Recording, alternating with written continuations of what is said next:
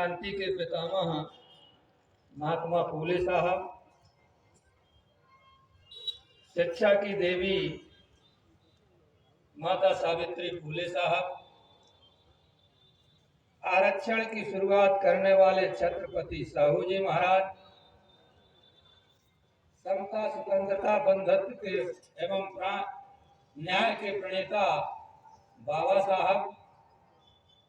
और आज हम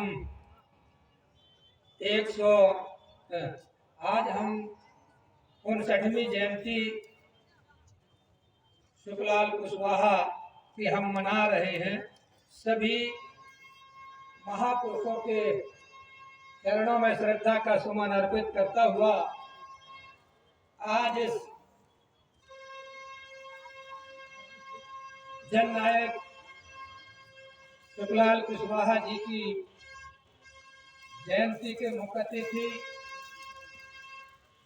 उत्तर प्रदेश से चल के आए सपा के राष्ट्रीय सचिव आदरणीय कटियार साहब, कार्यक्रम में उपस्थित समानता दल के प्रदेश अध्यक्ष और इस कार्यक्रम में अपने बड़े भाई का स्थान लेते हुए शैलेश जी, आचार्य पूरन सिंह जी, इस कार्यक्रम की अध्यक्षता कर रहे आदरणीय सुदीप कुशवाहा जी, सम्मानित मंच उपस्थित इस कार्यक्रम में पिता तुल बुजुर्ग, हम उम्र साथी, माताएं बहनें, छोटे छोटे बच्चों, साथियों, आज हम ऐसे जननायक की जयंती में उपस्थित हुए हैं जिनका उद्देश्य, जिनका संघर्ष मध्य प्रदेश के कोने कोने में हर आदमी जानता है। आदरणीय शुक्लाल कुशवाहा जी समतावादी विचारधारा के पुरोधा थे और आदरणीय पूर्व सांसद शुक्लाल कुशवाहा जी सामंतवादी विचारधारा के घोर विरोधी, ऐसे माननीय सांसद जी। उन्होंने महात्मा फूले के विचारों को पढ़ा, सावित्रीबाई फूले के विचारों को पढ़ा, छत्रपति साहू जी महाराज के विचारों को पढ़ा, बाबा साहब डॉक्टर के अंबेडकर के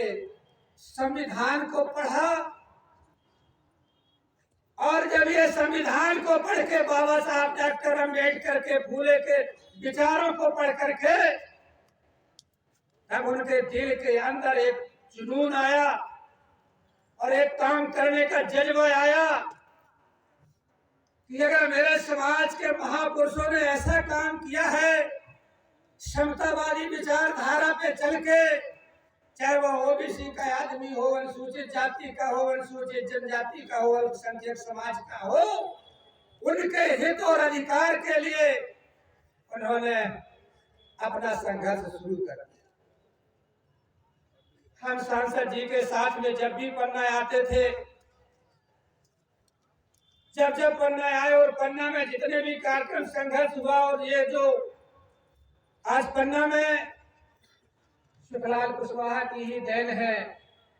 जो समतावादी विचारधारा को अपना करके और काफी हद तक हमारा समाज जागरूक हुआ। अरे उन्होंने उस विचारधारा को पढ़ा जब इस समाज का आदमी नंगे पैर चलता था, जूता पहनना नसीब नहीं था,